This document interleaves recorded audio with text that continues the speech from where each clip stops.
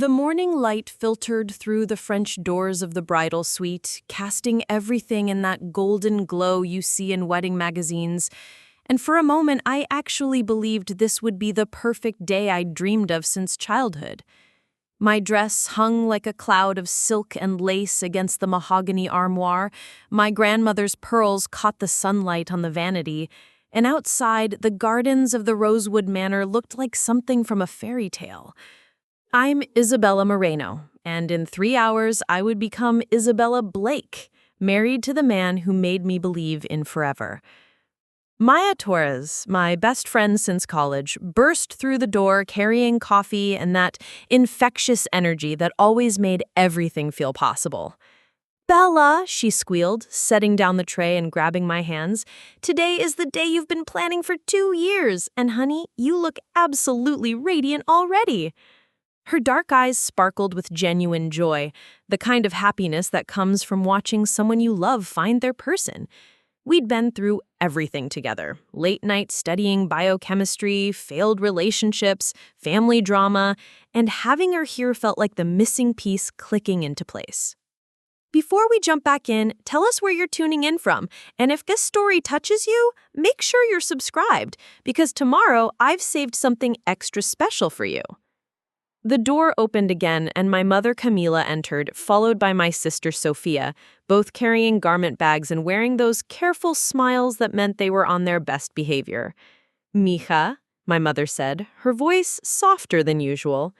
"The photographer wants family photos in 20 minutes, and the flowers just arrived, white peonies and garden roses, exactly what you wanted."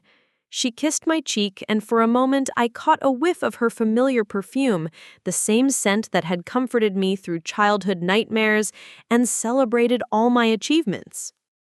Sophia hung back near the door, stunning as always in her emerald bridesmaid dress that made her dark hair gleam like midnight. At 26, she'd inherited all of our mother's dramatic beauty, while I'd gotten Dad's practical features and analytical mind. "You look beautiful, Isa," she said quietly, and something in her tone made me look at her more carefully. Her smile seemed strained, her fingers twisted around the strap of her purse, and there were shadows under her eyes that makeup couldn't quite hide. "Everything okay, Soph?" I asked, but she just nodded quickly and moved to help Maya with the coffee. The next 2 hours blurred together in a whirlwind of hairpins and lipstick touch-ups, the photographer directing us through pose after pose, and my father, Daniel, pacing the whole way outside like an expectant grandfather instead of a man giving away his daughter. When it was time to walk down the aisle, I felt like I was floating, my hand tucked securely in Dad's arm as we moved toward Ethan, who stood waiting at the altar in his navy suit, his eyes never leaving my face. The ceremony was everything I'd dreamed of, intimate, heartfelt, with personal vows that made half the guests cry, and Ethan's voice breaking when he promised to love me through all of life's seasons. But it was during the reception that everything started to unravel, though I didn't realize it at first because wedding cake was supposed to be the sweetest part of the entire celebration. The 3-tiered masterpiece sat on the dessert table like an edible work of art, covered in cascading sugar flowers and delicate piping that had taken the baker hours to perfect. Ethan and I approached it together, his hand warm on my lower back as we picked up the silver cake server that had belonged to his grandmother. The photographer positioned us just right, guests gathered around with their phones ready, and Maya called out, "Make it sweet, not messy," from somewhere in the crowd. The first bite was everything it should have been: vanilla cake layered with raspberry filling and buttercream that melted on my tongue. But as I swallowed, something felt wrong. Not wrong enough to alarm me immediately, just a bitter aftertaste that seemed out of place, followed by a strange tingling in my mouth that I attributed to nerves and champagne. Ethan fed me another bite, and we laughed, as always happens at weddings when frosting gets on someone's nose. But by the time we'd moved away from the cake table and started greeting guests, the room had begun to feel too warm, and my head was starting to spin. "You okay, babe?" Ethan asked, his hand steady on my elbow as I swayed slightly during a conversation with his business partner. I nodded and smiled, blaming it on the long day and the emotions. But privately, I was starting to feel genuinely unwell. The fairy lights strung overhead seemed to pulse and blur. Conversations around me became muffled, like I was hearing them through water, and my legs felt increasingly unsteady beneath the layers of silk and tulle. Maya noticed first because she always noticed everything, appearing at my side with a concerned frown and a glass of water. "Bella, you look pale," she said quietly, steering me toward a chair. "When's the last time you ate something substantial?" But food was the last thing I wanted. My stomach was churning, my vision was starting to tunnel, and panic was beginning to set in, because this wasn't normal wedding jitters or exhaustion. "I think something is wrong," I whispered to Maya, gripping her hand tighter than necessary. "I feel really sick, like really sick." She immediately flagged down Ethan, who took one look at my face and made the decision to call 911 despite my protest that I was probably just overwhelmed. The paramedics arrived within minutes, taking my vital signs and asking questions about what I'd consumed, and it was Maya who mentioned the cake because she'd seen me eat it just before I started feeling ill.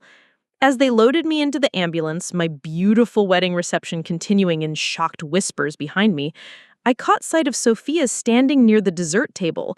She was staring at the half-demolished cake with an expression I couldn't quite read. Not concern for my well-being, but something more complex, almost like regret mixed with fear.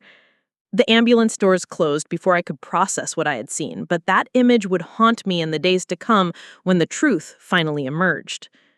The emergency room at St. Mary's Hospital was a harsh, fluorescent contrast to the romantic lighting of my wedding reception, all sterile whites and industrial beiges that made my elaborate dress look absurd. Dr. Martinez, a tired-looking woman in her 50s, ran test after test, while Ethan paced the small examination room like a caged animal, still wearing his wedding boutonniere, which somehow made everything more surreal. "The good news is that your vital signs are stabilizing," she said, reviewing my chart. "The bad news is that we found traces of benzodiazepines in your blood, specifically lorazepam, which isn't something you'd accidentally consume." Ethan stopped pacing, his face going white. "Someone drugged her?" he asked, his voice barely controlled. "At our wedding?" The doctor nodded grimly, explaining that the dosage wasn't life-threatening, but was certainly enough to cause the symptoms I'd experienced: dizziness, confusion, nausea, and disorientation. "We'll need to file a police report," she continued, "and I'd recommend having the cake tested if there are any samples left from the reception." Maya arrived at the hospital still wearing her maid of honor dress, her makeup smudged from crying, carrying my overnight bag and a fierce determination to get answers. "I saved a piece of the cake," she announced, pulling a carefully wrapped slice from her purse. "I had a feeling something wasn't right about how quickly you got sick, so I grabbed this before the caterers started cleaning up." She handed it to Dr. Martinez, who promised to send it to the lab immediately for analysis. "Who would do this?" I asked for the 100th time, my voice hoarse from being sick. Who would drug wedding cake? But even as I said it, pieces were starting to fall into place. Small things I dismissed at the time, but now seemed significant. The way Sophia had insisted on helping arrange the dessert table, claiming she wanted everything to be perfect for my special day. How she had volunteered to coordinate with the caterers about the cake cutting timing, something that seemed thoughtful at the time, but now felt suspicious. The police arrived while I was still in my hospital gown, Detective Sarah Chen and her partner, Officer Rodriguez, both professional but clearly baffled by the circumstances. In 20 years on the force, I've never taken a statement from a bride who was poisoned at her own wedding, Detective Chen said, setting up a recording device. "Walk me through everything you remember from this afternoon, starting with when you first approached the dessert table." I recounted every detail I could remember. The photo session with the cake, the first few bites, the strange aftertaste I dismissed, and especially that last image of Sophia staring at the cake with that odd expression. "Your sister was involved with the cake setup? Did she have access to it before the reception began?" Ethan confirmed that Sophia had been at the venue early, claiming she wanted to help with last-minute details while I was getting ready. Maya pulled out her phone, scrolling through the photos she'd taken throughout the day. "Look at this," she said, showing us a candid shot of the reception setup. In the background, barely visible, was Sophia standing alone at the dessert table while the caterers were busy elsewhere. I took this around 2 o'clock, about an hour before guests started arriving. Detective Chen examined the photo carefully, asking Maya to email it to her immediately. I need to call my parents, I said, though the thought filled me with dread. How do you tell your family that someone at your wedding, possibly someone in your family, had drugged you? Ethan dialed their number, putting the call on speaker as it rang once, twice, 3 times, before my father's worried voice answered. Isabella? Mija, how are you feeling? The guests were so concerned when the ambulance came. Dad, I need you and Mom to come to the hospital, I said, trying to keep my voice steady. The doctors found drugs in my system. Someone put something in the wedding cake. The silence on the other end stretched so long I thought the call had dropped. Then my mother's voice came through, high and shocked. That's impossible! Who would do such a thing? Where's Sophia? I asked, though I wasn't sure I wanted to know the answer. Another pause. Then Dad cleared his throat. Sophia left the reception early, Mija. Said she wasn't feeling well and needed to go home. That was about an hour after you left in the ambulance. Maya and I exchanged glances. If Sophia had drugged the cake and watched me get sick, guilt might have driven her to flee the scene. My parents arrived at the hospital looking shaken and older than their years, my mother clutching her purse like a lifeline, while Dad's usually calm demeanor had cracked to reveal genuine distress. The police want to question everyone who had access to the cake, I told them, watching their faces carefully for any hint of recognition or guilt. Mom immediately became defensive. Surely you don't suspect family members. This must have been some stranger, someone who snuck into the reception. But Detective Chen was thorough, questioning my parents about Sophia's behavior during the wedding preparations, her relationship with Ethan, and any signs of jealousy or resentment she might have shown. Your daughter Sophia has always been supportive of Isabella's relationship? The detective asked, and I saw my parents exchange a look that suggested the answer wasn't as simple as they wanted it to be. Sophia has had some struggles lately, my father admitted reluctantly. She's been between jobs, having trouble with relationships. She's always looked up to Isabella, but sometimes I think she feels overshadowed. My mother shot him a warning look, but Detective Chen pressed for more details. Has she ever expressed romantic interest in Ethan? The question hung in the air like a loaded weapon, and I realized we were crossing into territory no family should have to explore. She had a crush on him when they first met, I said quietly, remembering how Sophia had flirted with Ethan at the family barbecue where I had introduced them 3 years ago. But that was before we started dating seriously.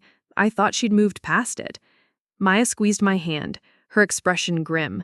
Bella, remember last month at your bachelorette party? Sophia got really drunk and made that comment about how some people don't deserve happiness. Preparing and narrating the story took us a lot of time, so if you are enjoying it, subscribe to our channel. It means a lot to us. Now back to the story. The memory hit me like a physical blow. Sophia, wine-flushed and bitter, muttering about how life wasn't fair, how some people got everything handed to them while others had to watch from the sidelines. At the time, I'd assumed she was talking about her job situation or maybe some guy who'd rejected her. Now, with the clarity that comes from betrayal, I realized she'd been talking about me, about my relationship with Ethan, about the life I was building that she wanted for herself. Detective Chen closed her notebook and stood up. We'll need to speak with Sophia as soon as possible. Do you have her current address? As my parents reluctantly provided the information, I felt something fundamental shift inside me. The innocent trust that family means safety, that sisters protect each other, that love should never be weaponized. By the time the detective left, promising to call with updates from the lab results, I knew that regardless of what the tests revealed, my relationship with my sister would never be the same. 2 days after my ruined wedding, I sat in my apartment, still wearing pajamas at 3 in the afternoon, staring at the untouched stack of thank you cards that should have been filled with gratitude for beautiful gifts and perfect memories. Instead, I was waiting for Detective Chen to call with the lab results from my cake sample, and Ethan was fielding calls from vendors asking about postponed honeymoon arrangements and concerned relatives who'd heard fragments of the story through the family gossip network. Maya had appointed herself my personal security detail, showing up every few hours with food I couldn't eat and updates from her cousin Liam, who worked at a private testing lab. The hospital results were preliminary, Maya explained, settling onto my couch with 2 cups of tea. But Liam says if someone really did drug that cake, a proper analysis will show exactly what was used, how much, and potentially even fingerprints if whoever did it wasn't careful. She paused, studying my face. Bella, I know this is horrible to think about, but have you considered that maybe Sophia didn't just want to make you sick? What if she was planning something else? The thought had been lurking in the back of my mind like a poisonous seed, but hearing Maya voice it made everything worse. Like what? I asked, though I suspected I knew where she was going. Think about it, Maya continued gently. You get drugged, you're incapacitated. Ethan is worried and confused, and your caring sister Sophia steps in to help take care of you. Maybe offers to drive you home. Maybe suggests Ethan should go rest while she watches over you. My phone rang before I could respond, Detective Chen's number flashing on the screen. Ms. Moreno, we have the lab results from the cake sample. Can you come down to the station and bring your fiancé if possible? Her tone was professional neutral, but something in it made my stomach clench with dread. Ethan drove us to the police station in silence, both of us lost in our own thoughts about what we were about to learn. Detective Chen met us in a small conference room that smelled like stale coffee and industrial carpet cleaner. The cake definitely contained lorazepam, she began without preamble, but that's not the only thing we found. There were also traces of a date rape drug called gamma-hydroxybutyric acid, commonly known as GHB. The words hit me like a physical blow, and Ethan's hand tightened on mine until it almost hurt. The combination would have caused disorientation, memory loss, and eventual unconsciousness if you'd consumed more of it. Someone was planning to assault me, I said, my voice flat with shock. At my own wedding. Detective Chen nodded grimly. The dosage suggests whoever did this wanted you incapacitated, but not dead. We've spoken with your sister Sophia, and I have to tell you, her alibi for the time period when the cake could have been tampered with is inconsistent. Maya leaned forward. What did she say?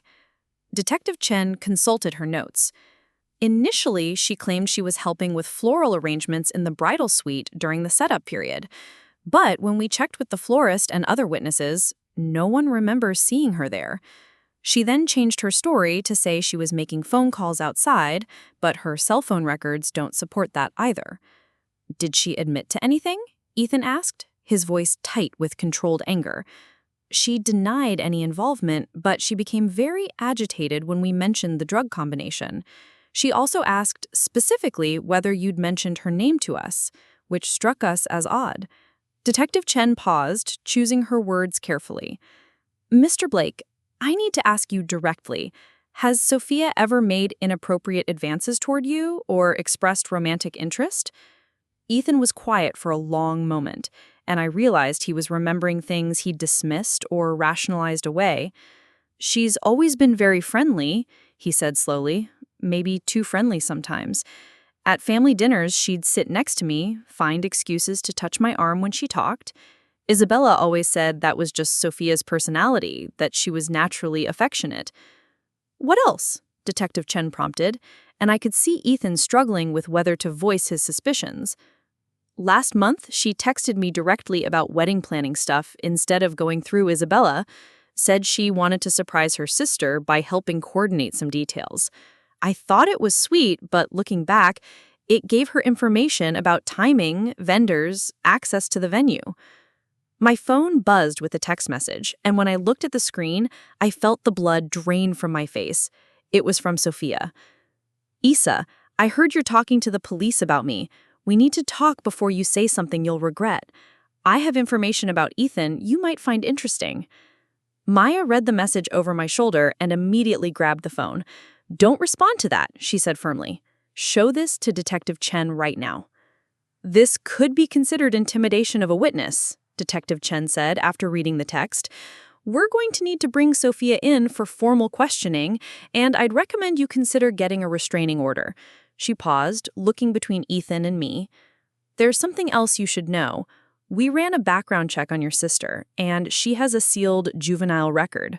Without a court order, I can't tell you details, but there were issues with inappropriate behavior toward male authority figures when she was in high school. The pieces were clicking together now, forming a picture that made my skin crawl. She's done this before, I said, more statement than question.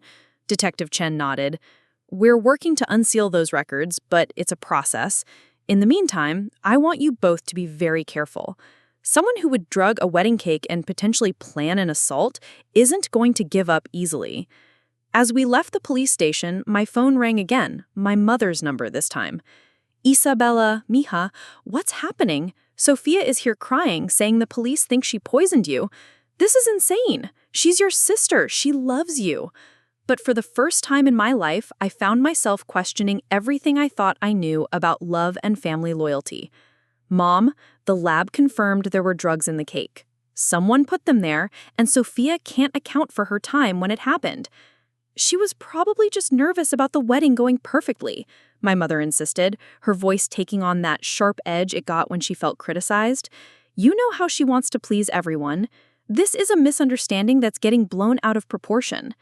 But I could hear something in her tone that suggested even she wasn't entirely convinced by her own words. Ma'am, I heard Detective Chen say in the background. Apparently she was calling from the station. We need Sophia to come in voluntarily for questioning. If she doesn't, we'll have to obtain a warrant. The call ended abruptly, and I looked at Ethan, seeing my own exhaustion and disbelief reflected in his face. How do we come back from this? I asked him as we sat in his car outside the police station. How do we plan a life together when my own sister may have tried to drug me so she could assault you and steal you away? Ethan pulled me close, his arms solid and warm around me. He said, we get through it one day at a time. We let the truth come out, we let justice run its course, and we build something better than what we've lost. But as we drove home through the city where I'd grown up, past the church where I'd been baptized, and the high school where Sophia and I shared lockers and secrets, I realized that some betrayals cut so deep they changed the geography of your entire life. Whatever happened next, the sister I thought I knew was gone forever, replaced by a stranger capable of unthinkable cruelty disguised as love. Sophia arrived at the police station 3 hours late, accompanied by a lawyer whose expensive suit screamed damage control, and I watched through the one-way glass as Detective Chen led them into the interrogation room where fluorescent lights made everyone look guilty regardless of their innocence. My sister had dressed carefully for this moment.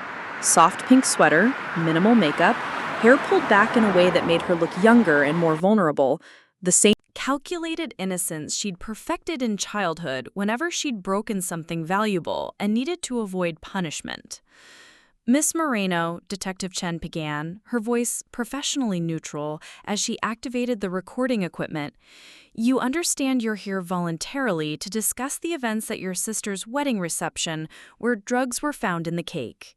Sophia nodded, her hands folded primly in her lap, but I could see the tension in her shoulders and the way her lawyer kept glancing at her with barely concealed concern. I want to help in any way I can, Sophia said, her voice soft and earnest. Isabella is my sister, and I love her. The idea that someone would hurt her on her wedding day is just devastating to me. She dabbed at her eyes with a tissue, but I noticed she was careful not to actually smudge her mascara, the same trick she'd used to manipulate our parents throughout our teenage years. Detective Chen pulled out a timeline, spreading photos across the table that showed the reception setup from multiple angles. These are surveillance photos from the venue's security cameras, she explained, pointing to timestamps. Can you walk me through your activities between 1:30 and 3 p.m., specifically regarding your interactions with the dessert table? Sophia's lawyer whispered something in her ear, and she nodded before answering. I was helping coordinate details because I wanted everything to be perfect for Isa, Sophia said, but her voice had lost some of its earlier confidence. I checked on the cake several times to make sure it hadn't been damaged during transport, and I might have adjusted some of the decorative elements around the base. Detective Chen made notes, her expression giving nothing away. Did anyone see you making these adjustments? The question hung in the air like a trap, and I watched Sophia's face as she realized the surveillance cameras had captured more than she'd anticipated. I'm not sure, she said carefully. People were busy with other setup tasks. Her lawyer leaned forward. Detective, my client was performing normal wedding preparation activities. Caring about presentation details hardly constitutes criminal behavior. Miss Moreno, Detective Chen continued, ignoring the lawyer's interruption, lab analysis shows the cake contained both lorazepam and GHB. These are serious controlled substances that require specific knowledge to obtain and administer. Do you have any medical training or access to pharmaceutical supplies? Sophia's eyes widened, and for the first time, her mask of innocent concern slipped slightly. I don't know anything about drugs, she protested, but there was a tremor in her voice now. Maybe someone else had access to the cake, maybe the caterers or venue staff. Detective Chen pulled out another photo, this one clearly showing Sophia alone at the dessert table, her hand positioned over the cake in a way that suggested she was doing more than adjusting decorations. This photo was taken at 2:47 p.m., Detective Chen said quietly.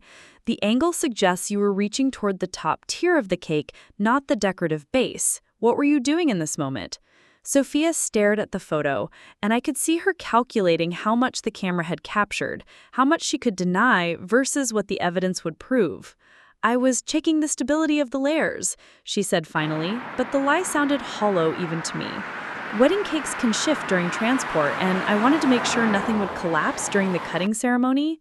Her lawyer was taking frantic notes now, clearly realizing his client's story was falling apart under scrutiny. Detective Chen leaned back in her chair, her expression thoughtful. Miss Moreno, your phone records show you made several calls to numbers associated with known drug dealers in the weeks leading up to the wedding. How do you explain that? The question hit like a bomb, and Sophia's face went completely white as her lawyer grabbed her arm to prevent her from answering. We need a recess, the lawyer announced abruptly. My client needs to consult with counsel before responding to these allegations. But the damage was done. Sophia's panic was written across her face, and even I could see that her carefully constructed, innocent act was crumbling under the weight of actual evidence. Maya squeezed my hand as we watched them through the glass. She's going to confess, she said quietly. That lawyer knows she's guilty, and he's trying to figure out how to minimize the damage. But I wasn't sure I wanted a confession anymore. Part of me had been hoping, desperately, irrationally, that there was some other explanation, some misunderstanding that would restore my faith in family bonds. When they returned to the interrogation room, Sophia looked smaller somehow, as if the weight of her lies had physically diminished her. My client wishes to invoke her right to remain silent, the lawyer announced, but Detective Chen held up a hand. Before you do that, Miss Moreno, I want you to know that we've obtained a warrant to search your apartment. If there's anything you want to tell us before we execute that search, now would be the time. Sophia looked directly into the camera then, and I had the unsettling feeling she was looking straight at me, her expression a mixture of defiance and desperation that I'd never seen before. I loved him first, she said quietly, her voice barely audible above the humming of the recording equipment. I saw him first. I wanted him first. But Isabella always gets everything she wants. The confession hung in the air like poison, and I realized that in her mind, she was still the victim of this story, still the one who'd been wronged by life's fundamental unfairness. The search of Sophia's apartment yielded more evidence than Detective Chen had expected, starting with a journal hidden behind her bedroom dresser that read like a manifesto of obsession and entitlement, spanning the entire 3 years of my relationship with Ethan. Maya and I sat in my living room while Detective Chen read selected passages aloud, each entry more disturbing than the last, documenting my sister's elaborate fantasy about stealing my life piece by piece until she could step into it seamlessly.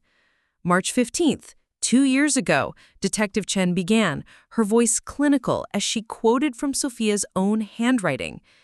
Isabella doesn't appreciate what she has with Ethan. She's always working late, always putting her career first, while I would make him the center of my universe, the way a real woman should. The words stung not just because of their venom, but because they revealed how closely Sophia had been watching my relationship, cataloging every perceived flaw and weakness. June 8th, Last year, the detective continued. Ethan looked at me differently today at Sunday dinner. I caught him noticing my new dress, the way it showed off my figure. Isabella was in the kitchen arguing with Mom about wedding plans, completely oblivious to the connection building between us. I felt sick hearing this because I remembered that dinner. Remembered thinking how nice it was that Sophia was making an effort to be friendly with my fiancé, never suspecting she was weaving fantasies about moments that existed only in her imagination. The journal entries became more elaborate and specific as my wedding date approached, revealing months of planning that went far beyond simply drugging the cake. She researched your honeymoon destination, Detective Chen explained, pulling out printed emails and travel confirmations. She had booked herself a room at the same resort in Maui, arriving the day after you were supposed to check in. The implication was crystal clear. If her plan had worked, if I'd been too incapacitated or traumatized to travel, she intended to comfort Ethan through the crisis and somehow end up on my honeymoon instead. Maya grabbed my hand so tightly it hurt. Bella, this is beyond obsession. This is a complete break from reality. But the evidence kept coming. Receipts for surveillance equipment she'd used to track Ethan's schedule, copies of his work ID badge that she'd somehow obtained, even floor plans of our apartment building that suggested she'd been planning to access our home when we weren't there. The most disturbing discovery, Detective Chen said, pulling out a manila folder thick with photographs, was this collection of photographs she'd taken of you both over the past year. Some were taken from outside your apartment windows, others at restaurants and public places, but all without your knowledge or consent. She spread a few across the coffee table, and I stared at images of myself and Ethan taken during private moments, walking hand in hand through the park, kissing goodnight on my doorstep, even through our bedroom window on what I thought was a completely private evening. "She's been stalking us," Ethan said, his voice flat with shock. "For months, maybe longer." Detective Chen nodded grimly. "The photos are dated and organized chronologically, like she was documenting your relationship for some specific purpose. But the purpose became clear when she showed us the final section of the journal, pages of detailed analysis about our daily routines, our arguments, the times when Ethan seemed frustrated or distant.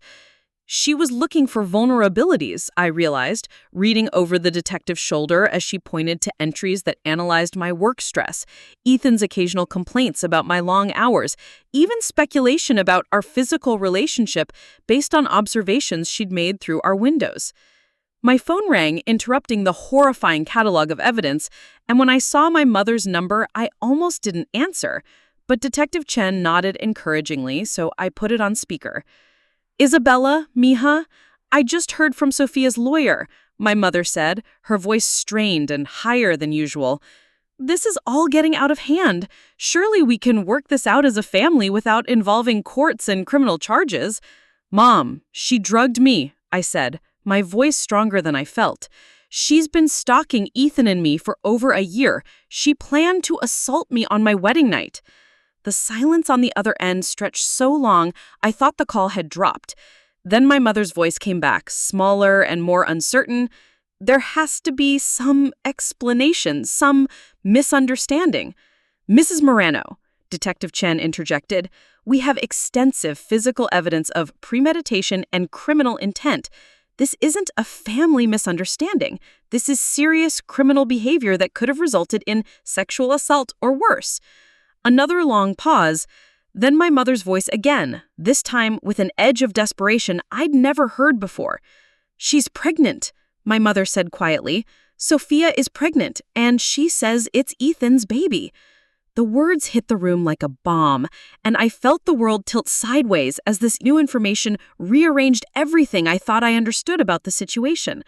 Maya grabbed my other hand, her eyes wide with shock, while Ethan went completely white and sank into the nearest chair. "That's impossible," Ethan said, his voice hoarse. "I've never been alone with her, never touched her, never even considered." But even as he said it, I could see him running through his memories, wondering if there was some moment of blackmail or manipulation he'd forgotten, some opportunity Sophia might have created without his knowledge or consent. Detective Chen was already making notes, her expression grim. When did she tell you about the pregnancy? How far along does she claim to be? My mother's answers were vague and evasive.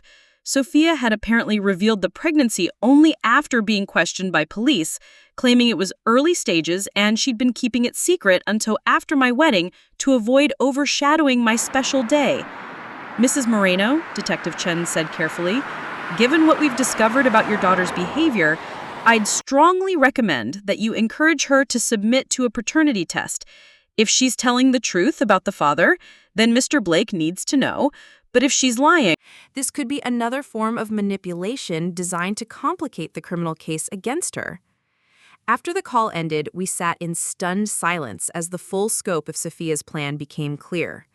She wasn't just trying to drug you and assault you, Maya said slowly. She was trying to create a situation where she could claim Ethan had gotten her pregnant, either through the assault or some other fabricated encounter. The cruelty of it was breathtaking. Not only had she tried to destroy my wedding and potentially traumatize me for life, but she was now attempting to use an innocent child as a weapon in her war against my happiness. We need that DNA test, Ethan said firmly, his color returning as anger replaced shock. We need it immediately, and we need the results to be legally admissible. Detective Chen nodded, already reaching for her phone to arrange the necessary paperwork. I'll contact the court about expediting the process, she promised. If this pregnancy is real, and if your sister is willing to cooperate, we can have results within days. But as we planned the next steps in what had become a legal battle for the truth, I couldn't shake the feeling that Sophia was still several moves ahead of us, still orchestrating chaos from her jail cell where she'd been held since failing to make bail. Whatever she was planning next, I knew it would be designed to cause maximum damage to my relationship with Ethan and my faith in the possibility of justice. The sister I'd grown up with was gone, replaced by someone capable of using pregnancy and children as weapons in her war against my happiness. 3 weeks after Sophia's arrest, she was released on bail posted by a lawyer whose fees clearly exceeded anything our family could afford, and within hours of her release, she was sitting in the lobby of the downtown news station giving an exclusive interview about her tragic situation to a reporter who specialized in sensational family drama stories. Maya called me at 6 in the morning, her voice tight with fury as she watched the early news broadcast that painted my sister as a victim of overzealous prosecution and family jealousy. She's claiming you've always been jealous of her relationship with Ethan, Maya reported, reading from social media posts that were already spreading across the internet like wildfire. She says the drug charges are fabricated, that you're trying to destroy her life because you can't handle the fact that Ethan chose her over you. The lies were so elaborate and convincing that I found myself questioning my own memories, wondering if viewers who didn't know the truth might actually believe Sophia's version of events. The pregnancy had become the centerpiece of her media strategy, with carefully staged photos of her hand resting protectively over her still flat stomach, and interviews where she spoke tearfully about wanting to protect her unborn child from the toxic family dynamics that had led to these false accusations. She's claiming the baby is definitely Ethan's, and that you're trying to force her into a DNA test to hide the fact that your fiancé was having an affair. Ethan paced my living room like a caged animal, his phone buzzing constantly with calls from reporters, coworkers, and concerned friends who'd seen the news coverage. "This is insane," he said for the 100th time, running his hands through his hair. "I've never even been alone in a room with her, let alone had any kind of relationship." But I could see the doubt creeping in around the edges of his certainty, the natural human tendency to question your own memories when they're challenged so persistently and publicly. "The DNA test will prove everything," I said, trying to convince myself as much as him. "Once the results show that you're not the father, all of this falls apart." But Sophia was one step ahead even here. Her lawyer had filed motions to delay the test, claiming it posed risks to the pregnancy and requesting additional time to consult with medical experts about the safest procedures for obtaining fetal DNA. Detective Chen called while we were watching Sophia's second television appearance of the day, this one on a nationally syndicated talk show that specialized in family conflicts and dramatic revelations. The delay tactics are working, she admitted grimly. Her lawyer is exploiting every possible procedural angle to postpone the test, and meanwhile, she's controlling the narrative in the media. She paused again, and I could hear papers shuffling in the background. There's something else you need to know. We've been investigating the timeline of her pregnancy claims, and the dates don't add up. What do you mean? I asked, putting the call on speaker so Ethan could hear. If she's as far along as she claims, conception would have occurred almost 2 months before your engagement party. But her medical record shows she wasn't pregnant during her last routine checkup 6 weeks ago. The implication was staggering. Not only is Sophia lying about Ethan being the father, she might be lying about being pregnant at all.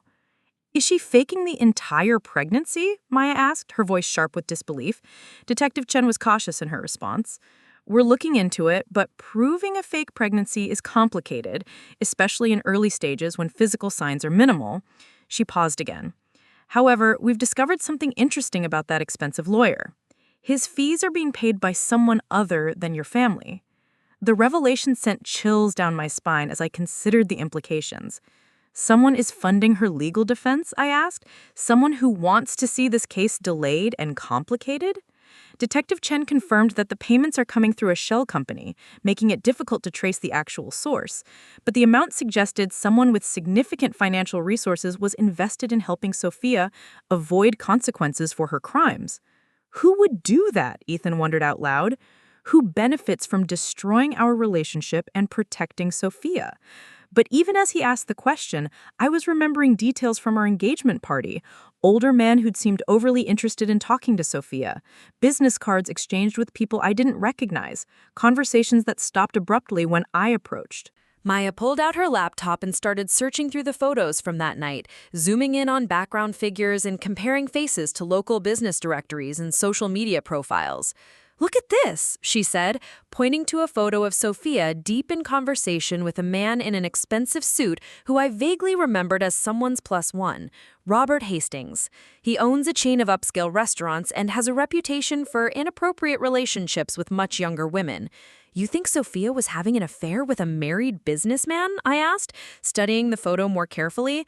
"And now he's paying for her legal defense to keep his name out of the scandal?" It would explain the expensive lawyer, the media strategy designed to focus attention on our family drama rather than investigating Sophia's actual relationships, and the delay tactics that gave them time to construct an alternative narrative. The pieces were clicking together in a way that made me feel simultaneously vindicated and nauseated. She was never obsessed with Ethan, I realized aloud. He was just convenient cover for her real relationship with someone she couldn't be seen with publicly. Maya nodded, already pulling up news articles about Robert Hastings' recent divorce proceedings and the rumors about affairs that had been circulating in business circles for months. "But why drug me?" I asked, still trying to understand the full scope of Sophia's plan. If she was involved with someone else, why go through with the wedding sabotage? Ethan answered before anyone else could. "Because if I was supposedly the father of her baby, it would give her a permanent connection to your family and a reason to be around all the time. She could play the victim of our affair while maintaining her secret relationship with Hastings." Detective Chen was quiet for a moment, processing this new information. "If we can prove that Hastings is the real father and that he's been funding her legal defense, it changes everything about this case," she said finally. "The pregnancy isn't about you or Ethan at all. It's about a powerful man trying to cover up an affair that could destroy his business and social standing." "How do we prove it?" I asked, but I already knew the answer would require patience and investigative work that might take weeks or months while Sophia continued her media campaign and legal delays. "We get that DNA test," Detective Chen said firmly. "Whatever games she's playing, whatever lies she's telling, science doesn't lie. If she's really pregnant, we'll know who the father is. And if she's faking it, that's a whole new set of criminal charges." But as I hung up the phone and watched another news segment featuring Sophia's tearful interviews, I realized that regardless of what the DNA test revealed, the damage to my reputation and relationship was already extensive. Friends were choosing sides based on incomplete information. Family members were pressuring me to work things out with my sister, and the wedding that should have been the beginning of my happily ever after had become the focal point of a criminal case and media circus that seemed to grow more complicated every day. The only thing I knew for certain was that the truth, when it finally emerged, would destroy more than just Sophia's lies. It would shatter the carefully constructed facades of everyone who'd helped her build this elaborate deception, and I wasn't sure any of us would recognize ourselves in the wreckage that remained. What happens next? I asked, though part of me was afraid to know. We arrest them both, and the media gets the real story, Detective Chen replied. Your sister's lies are about to collapse very publicly, and everyone who believed her version of events is going to see exactly what kind of person she really is. The news broke at noon on Friday when Detective Chen held a press conference outside the courthouse, flanked by district attorneys and armed with DNA evidence that demolished every lie Sophia had told during her weeks-long media campaign. The reporters who had portrayed her as a victim of family jealousy now scrambled to rewrite their narratives as the truth emerged in stark, undeniable scientific facts that no amount of manipulation could overcome. Miss Moreno deliberately provided false information about the paternity of her child in an attempt to obstruct justice and deflect attention from serious criminal charges, Detective Chen announced to a crowd of cameras and microphones. The biological father has been identified as Robert Hastings, who has been arrested for conspiracy to obstruct justice and funding fraudulent legal defenses. The gathered reporters erupted in questions, but the detective's expression remained professionally neutral as she detailed the months of deception. Sophia's carefully constructed image disintegrated in real time across social media platforms, where her supporters turned into critics, sharing screenshots of her false statements alongside the DNA evidence that proved her lies. The pregnancy announcement posts that had garnered thousands of sympathetic comments were now flooded with angry responses from people who felt manipulated and deceived by her elaborate performance.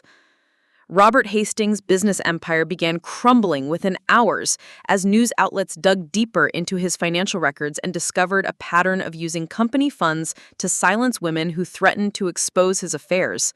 His wife filed for divorce before sunset, taking their children and half his assets, while his restaurant chain's board of directors called an emergency meeting to discuss his immediate removal from all positions of authority.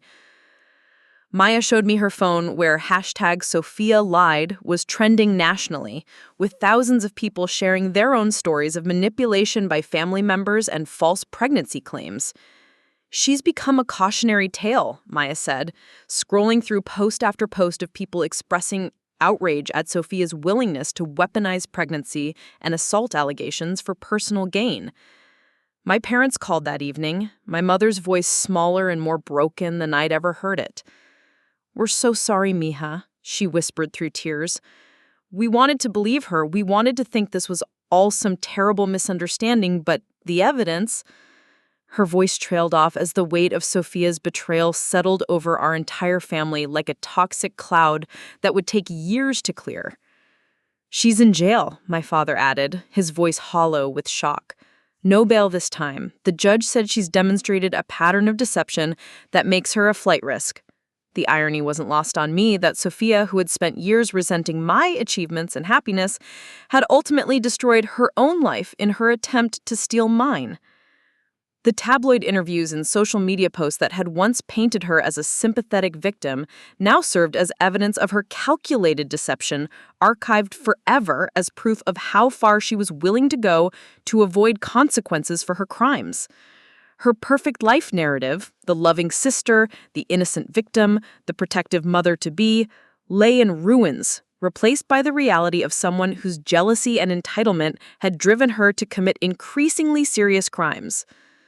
6 months later, I stood in the same courthouse where the DNA results had been revealed, watching as Sophia was sentenced to 3 years in prison for assault with intent to incapacitate, conspiracy, fraud, and perjury, charges that reflected the full scope of her crimes and manipulation.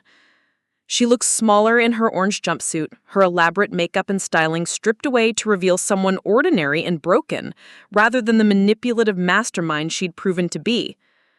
Robert Hastings received 5 years for conspiracy and money laundering, his business empire completely dissolved, and his social standing destroyed beyond repair. His ex-wife had taken their children to another state, and the women he'd silenced over the years were finally speaking publicly about his pattern of abuse and manipulation, adding civil lawsuits to his mountain of legal troubles. Ethan and I had postponed our wedding until the legal proceedings were complete, but we'd used the time to grow stronger together rather than allowing Sophia's schemes to drive us apart. "She actually did us a favor in a twisted way," he said, as we left the courthouse together. "We know now that our relationship can survive anything, even attacks from people who should have protected us." Maya documented the entire ordeal in a blog that became a resource for other families dealing with manipulation and false accusations, helping people recognize the warning signs of escalating behavior and providing guidance for navigating legal systems that weren't always equipped to handle complex family dynamics and psychological manipulation. My parents were slowly rebuilding their relationship with me, attending family therapy sessions to address the favoritism and enabling behaviors that had allowed Sophia's resentment to fester into criminal behavior. "We failed both of you," my mother admitted during one particularly difficult session. "We taught Sophia she was entitled to whatever she wanted and taught you that you had to earn love through achievement." The child Sophia had weaponized in her scheme was born in prison and immediately placed with Robert Hastings' ex-wife, who had graciously agreed to raise the innocent victim of her father's and Sophia's crimes. The baby would grow up knowing the truth about her origins, but protected from the toxic dynamics that had created so much chaos in so many lives. Detective Chen called occasionally to update us on similar cases where Sophia's tactics had been used by other manipulators. Grateful to have our experience as a reference point for Recognizing sophisticated deception patterns. Your sister's case has become a textbook example in law enforcement training, she told me. Other families won't have to suffer the way you did because officers will recognize these manipulation tactics earlier. As I finally planned the wedding that should have happened months earlier, I realized that Sophia's betrayal had taught me something valuable about the difference between family bonds based on obligation versus relationships built on genuine love and respect. The people who stood by us during the worst of the accusations and media circus were the ones who truly belonged in our lives moving forward. The sister I'd grown up with was gone, replaced by someone whose jealousy had consumed her completely, but in losing her, I'd gained clarity about what real love looked like and the strength to build a life based on truth rather than the careful management of other people's insecurities and resentments. 1 year and 3 months after the day that should have been my perfect wedding, I stood again in front of a mirror adjusting my grandmother's pearls. But this time, everything was different. The venue was smaller, Maya's family garden rather than the grand Rosewood Manor, and the guest list included only people who had proven their loyalty during the darkest months of my life. There would be no elaborate cake this time, just simple cupcakes that Maya had personally overseen from start to finish, and no family members whose love came with conditions and expectations. Ethan waited for me under an archway of white roses, his eyes bright with the same love that had sustained us through months of legal battles and media screamy, but now tempered with the wisdom that comes from surviving attempts to destroy what you've built together. Maya stood beside me as maid of honor, wearing the same emerald dress that Sophia had chosen for the first wedding. But somehow it looked completely different on someone whose loyalty was absolute and unconditional. My parents sat in the front row, older and more fragile than they'd been a year ago, but genuinely present in a way they'd never managed when Sophia's drama dominated every family gathering. The therapy sessions had been brutal but necessary, forcing all of us to confront the ways we'd enabled toxic behavior by prioritizing peace over truth and appearance over authenticity. Detective Chen attended as a friend rather than an investigator, her presence a reminder that justice had been served and the truth had prevailed despite sophisticated attempts to bury it under lies and manipulation. Liam Torres brought his wife and children, the family scientist who had provided the evidence that demolished Sophia's house of cards, now celebrating the love that had survived her assault. As I spoke my vows for the second time, I included words about choosing your family and building relationships based on truth rather than obligation, promises that reflected everything I'd learned about love during the year that had tested every assumption I held about family bonds and unconditional support. Ethan's vows acknowledged the strength we'd discovered in each other and our commitment to protecting what we'd built from anyone who might try to tear it down. The reception was everything the first one should have been: genuine laughter, authentic joy, and the profound relief that comes from being surrounded by people who love you enough to tell you the truth and stand by you when the world tries to convince you that lies are more comfortable than reality. There were no speeches about family obligation or carefully worded toasts that avoided mentioning obvious tensions. Instead, Maya raised her glass to toast the couple who proved that real love can survive anything, even attacks from people who should have protected it, and the small crowd of carefully chosen friends and family members echoed her words with the conviction of people who had witnessed our relationship survive its ultimate test. As the evening wound down and Ethan and I prepared to leave for our honeymoon, this time to a destination we'd chosen together without input from anyone whose motives we questioned, I realized that Sophia's betrayal had given me something unexpected. In trying to destroy my life, she had forced me to examine which relationships were worth preserving and which beliefs about family and loyalty needed to be discarded in favor of something more honest and sustainable. The sister who had drugged my wedding cake and tried to steal my fiancé was serving her prison sentence and would soon fade into the footnote of someone else's cautionary tale. The woman who walked away from this second wedding as Mrs. Isabella Blake was stronger, wiser, and surrounded by people whose love required no performance or pretense, just the truth offered freely and accepted completely.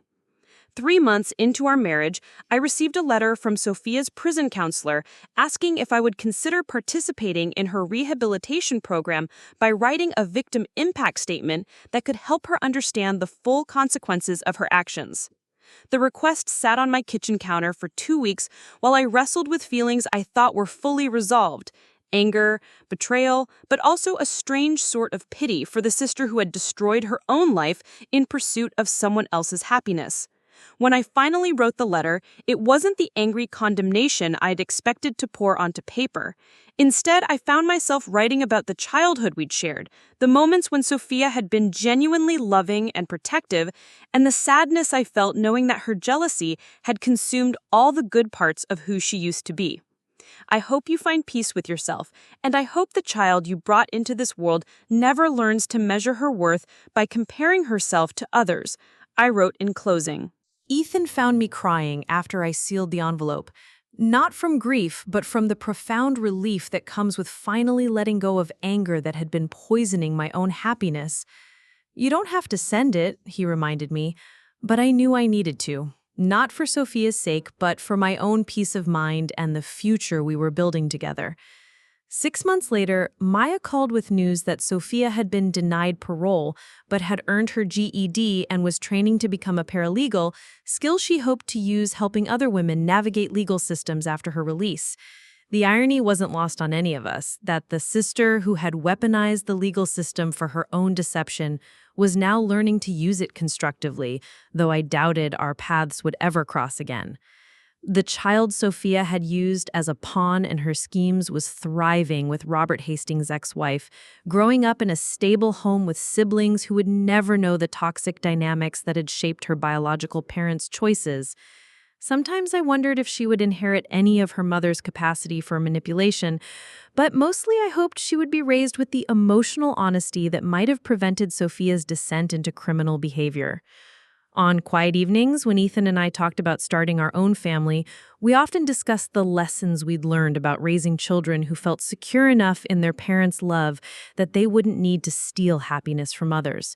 We wanted to build something better than what either of us had experienced growing up, a home where success was celebrated rather than resented, where love was given freely rather than earned through performance.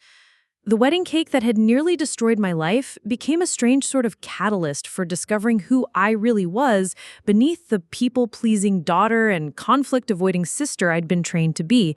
In losing Sophia, I'd found myself, and in nearly losing Ethan, I'd learned what love looked like when it was tested by the worst possible circumstances and emerged even stronger.